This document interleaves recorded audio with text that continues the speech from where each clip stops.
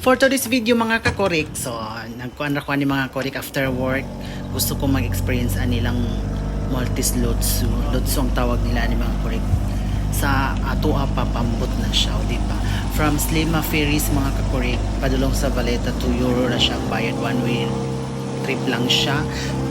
Nice kayong experience mga korik, kay kanang dili siya kay balod.